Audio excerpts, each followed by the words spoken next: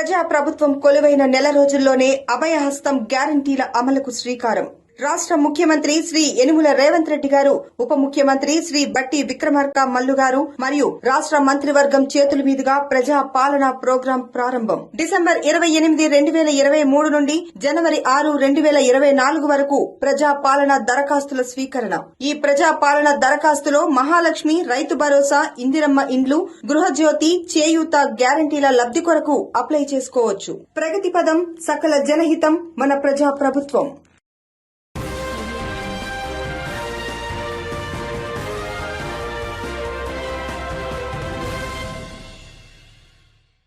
కేటు న్యూస్కి స్వాగతం. పొద్దుగాల ముచ్చట్లకి సుస్వాగతం. ప్రతిదినం ఇలాగని ఈరోజు కూడా మీ ముందుకి కేటు న్యూస్ పొద్దుగాల ముచ్చట్లతో మీ ముందుకు వచ్చింది. ఈరోజు మా స్టూడియోకి గెస్ట్గా సిపిఐ నాయకులు బంటు వెంకటేశ్వర్లు గారు ఆహ్వానించడం జరిగింది. నమస్తే. నమస్కారం. నమస్తే. చాలా థ్యాంక్ యూ, సంతోషం అండి మా స్టూడియోకి రావడం. Thank you sir.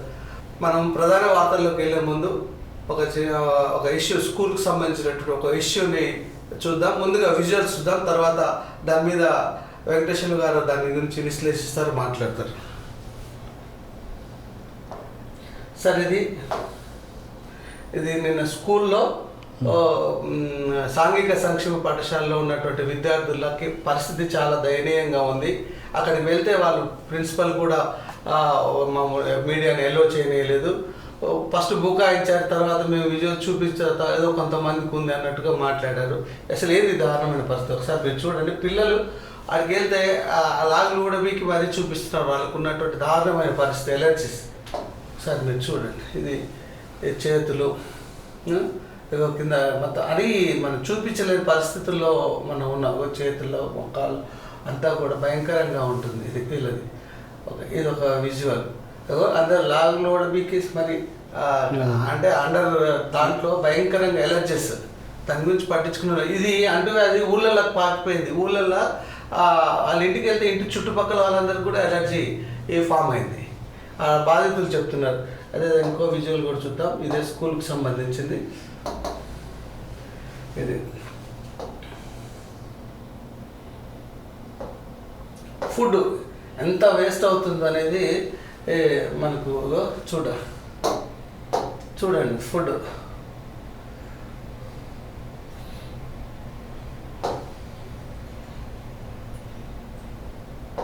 ఎంత భయంకరంగా మొత్తం, అంటే వాళ్ళు సరైన ఫుడ్ పెట్టక వాళ్ళకి వేస్ట్ మనకి కనిపిస్తుంటుంది.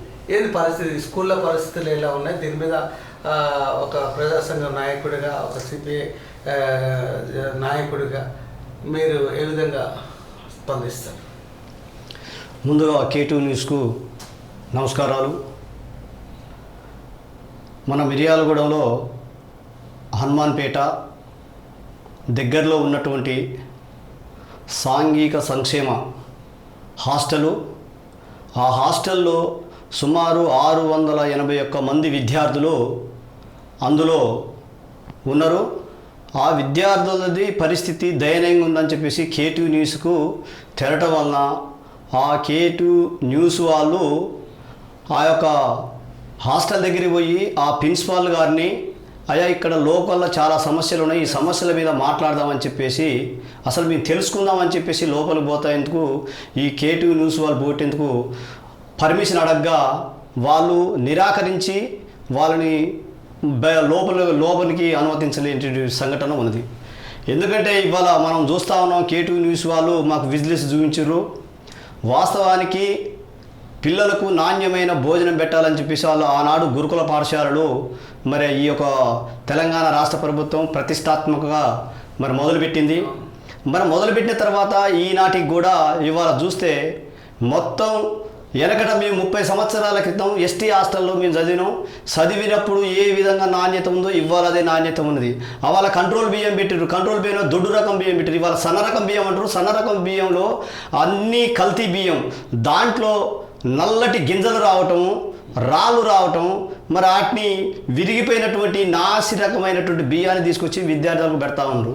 నిత్యం కూరగాయలు కూడా వాళ్ళు మేనిఫెస్టోలో పెట్టినట్టుగా ఏ రోజు ఏం కూర పెట్టాలని చెప్పేసి 7 రోజుల పాటు దానికి మేనిఫెస్టో ఉంది. దాన్ని పట్టించుకునే స్టేజ్ లేదు. వాళ్ళ ఇష్టానుసారంగా నీళ్ళ చారు పోస్తా ఉన్నారు. మరి దాంట్లో ఇంకోటి సాంబార్ వేరే రసం వేరే ఉంటుంది. మరి ఈ సాంబారునే రసమే సాంబారు అని చెప్పేసి ఒకటే తయారు చేసి విద్యార్థులకు పెడతారు. దానివలన విద్యార్థులకు మరి చాలా అస్తవ్యస్త కూడా గురయ్యేటువంటి ప్రమాదం ఉన్నది. దాంతోడుగా విద్యార్థులకు ఇవాళ మొత్తం పుండ్లు ఇవన్నీ వస్తున్నాయంటే ముందుగా అక్కడ వాళ్ళు వాడే వాటర్ ఏదైతే ఉందో ఆ వాటర్లో నాణ్యత లేనట్టుగా అవుపడతా ఉంది. మరి మీరు ట్యాంక్ కట్టిరు, ట్యాంక్ని కనీసం వారానికి ఒకసారైనా శుభ్రత చేయించేటువంటి పరిస్థితి ఉంటుంది. అంటే మీరు అది చేయించట్లేదు, మొత్తం నాసు పట్టిపోయింది అన్నట్టు. నాసు బట్టి ఆ నాసు ద్వారా కొన్ని క్రిములు తయారయ్యి ఆ పిల్లగాళ్ళు అయ్యే బట్టలు ఉత్తుకోవటం, అయ్యే స్నానాలు చేయటం వలన ఆ యొక్క ఎలర్జీ తయారవుతా ఉంది.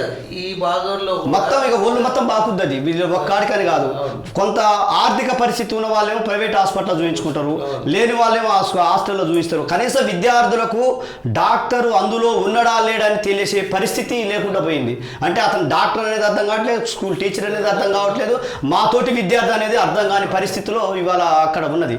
కాబట్టి ఇప్పటికైనా కూడా పూర్తి స్థాయిలో పునరాలోచన చేయబడిన పరిస్థితి ఉంది. ఎందుకంటే పిల్లగాళ్ళు ఇవాళ ఒక్కరు కాదు, ఇవాళ ఒక్కరికి నాకు ఏళ్ళకు కానీ కాళ్ళకు కానీ నాకు ఈ విధంగా ఎలర్జీ వచ్చిందని చెప్పేసి ఇంటికి పోయి చూసుకుందామంటే ఆ ఇంట్లో పోయినటువంటి వాళ్ళకు ఆ తల్లి స్వయంగా చెప్తా ఉంది, అయ్యా నా కొడుకుని తీసుకొని పోయి నేను హాస్పిటల్ చూపించిన, గోళీలు వేయించిన, ఆయనతో పాటుగా మా కుటుంబంలో 4 తగిలింది. ఈ 4 పాటుగా పక్క 2-3 కుటుంబాల వాళ్ళకి తగిలింది. దాని వలన ఇది ఒక అంటువ్యాధి జబ్బు లెక్క ఉన్నది తప్ప ఇదేదో దొద్దలతో వచ్చిందో భోజనాలతో వచ్చింది కాబట్టి అని చెప్పేసి చెప్తా ఉన్నారు. వాస్తవానికి 681 మంది ఉన్నటువంటి స్టూడెంట్ని నిన్న 481 మంది ఉన్నారు. ఈ 481 మందిని అసలు పరిశీలన చేసి అసలు మీ సమస్య ఏందని తెలుసుకుందామని చెప్పేసి K2 న్యూస్ వాళ్ళు అక్కడికి వేరు. వాళ్ళకి ఎందుకు అనుమతి ఇవ్వలేదు? మీరు మీ దగ్గర ఏ దాపరికం లేకుండా మీరు నీతి నిజాయితీగా మీరు పిల్లలకు పౌష్టికాహారం పెట్టినట్లయితే మీరు న్యూస్కు చూపించాలి. ఎందుకంటే మీరు మంచిగా పెట్టిరనుకో వాళ్ళు బ్రహ్మాండంగా ఈ మిర్యాలగూడ నియోజకవర్గానికి ఈ రాష్ట్రానికే తెలియపరిచే విధంగా ఉంటుంది. జిల్లా స్థాయి ఆఫీసర్ చేస్తామని చెప్పి అది అయిపోయింది. మీరు అలా చేయకుండా మీరు వాళ్ళని లోపల అంటే మీరు చేసినట్టు 681 మందికి 481 మంది అంటే 200 మంది విద్యార్థులు ఆబ్సెంట్. ఈ 200 మంది విద్యార్థులది మరి డైలీ వేజ్గా ఎంతమంది ఎంత ఆహారం ఏ సంగతి వాళ్ళు వచ్చినట్టుగా మీరు హాజరు పట్టికలో వేసినట్టుగా నాకు ఈ నిర్ధారణ తెలుస్తూ ఉంది. నా వ్యక్తిగతంగా మీరు హాజరు పట్టికలో 681 మంది వచ్చినట్టుగా తెలుస్తూ ఉంది. అంటే మీరు 681 మంది మీరు తెలియకపోతే ఆ రిజిస్టర్ తీసుకొచ్చి K2 న్యూస్ వాళ్ళు చూపించినట్టయితే అయ్యా మేము 481 మందికే మేము హాజరేసినాం, 200 మంది సెలవులో ఉందని మీరు చెప్పగలగాల. మీరు అలా చెప్పకుండా మీరు ప్రిన్సిపాల్ గారు ఎందుకంటే మా భాగవతం మొత్తం ఎక్కడ బయట పడుతుందో దానివల్ల మా ఉద్యోగాలు ఎక్కడ పోతాయో అనే ఒక ఆలోచనతోని మీడియాని లోపలికి రాకుండా చేసిండ్రు. మీరు చేసినా కూడా మీరు విద్యార్థులు పౌష్టికాహారం మీరు పెడితే వాళ్ళు సంతృప్తిగా తినేవాళ్ళు. తినకుండా మీరు పెట్టిన అన్నాన్ని మొత్తం డ్రమ్ములలో పోసారు. ఇవ్వాలంటే 2 డ్రమ్ములలో మీరు పెట్టిందే ఉన్నదే మీరు 2 డ్రమ్ముల మందం ఉన్నది అన్నం. తిన్నది ఎక్కడ విద్యార్థులు అంటే మీరు పెట్టింది డైలీ వాళ్ళ డ్రమ్ములలో పోసి సప్పుడు చేయకుండా కడుపు మార్చుకొని బయటికి వెళ్ళి అయ్యో కొనుక్కొని తింటున్నారు అని చెప్పేసి మేము ఈ సందర్భంగా అనుకోవాల్సి వస్తూ ఉంది. ఎట్లా ఎండిపోయి వాడిపోయి ఇప్పుడు ఆ పరిస్థితిలో ఉంది. కాబట్టి మీరు పెట్టే ఆహారం పౌష్టికంగా లేదు.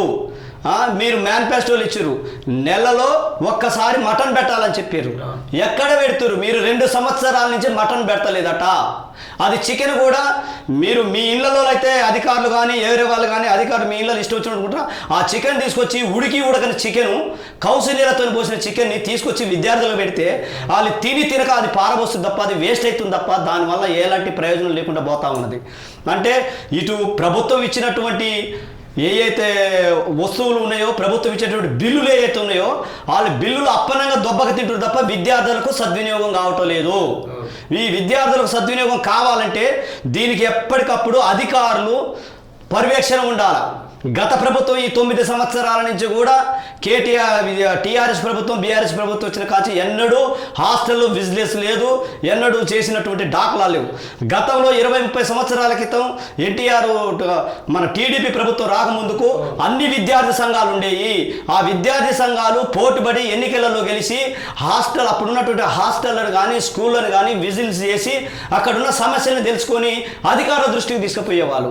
కాబట్టి ఇవన్నింటినీ దృష్టిలో పెట్టుకొని ఇప్పటి నుంచి అయినా కూడా ఆర్డీఓ గారు ప్రత్యేకమైనటువంటి శ్రద్ధ తీసుకోవాలి. ఆర్డీఓ గారు ప్రత్యేకమైనటువంటి శ్రద్ధ తీసుకొని ఎక్కడ మన మిర్యాలగూడెంలో ఎన్ని హాస్టళ్ళు ఉన్నాయో హాస్టళ్లకు అన్నిటికీ మీరు పోలేకున్నా కూడా ఈ మిర్యాలగూడెంలో ఉన్నటువంటి అధికారులను కొన్ని భాగాలుగా విభజించేసి హాస్టల్ విజిట్ చేసేసి హాస్టల్ని వారానికో నెలకొకసారి వాళ్ళకి పెడుతున్నటువంటి ఫుడ్ ఏంది, ప్రభుత్వం సరఫరా చేస్తున్నది ఏంది, వాళ్ళు కొనుక్కొచ్చేది ఏంది, పెట్టేది ఏంది అని చెప్పేసి ఇవన్నీ లీస్టు రాయాలి. లీస్టు రాసి నెలకొకసారి ఎంతమంది విద్యార్థులు రోజు ఉంటుర్రు, ఎంతమంది ఇంటికి పోతుర్రు, ఆ విద్యార్థులు లేనప్పుడు ఎంతమంది ఆబ్సెంట్ చేస్తున్నారు, ఈ అన్నిటినీ నెలకొకసారి ఆర్డీఓ ఆఫీస్లో ఇచ్చినట్లయితే నీతి నిజాయితీగా వచ్చినటువంటి ఫుడ్ని ఈ విద్యార్థులకు సక్రమంగా పెట్టే పరిస్థితి ఉంటుంది.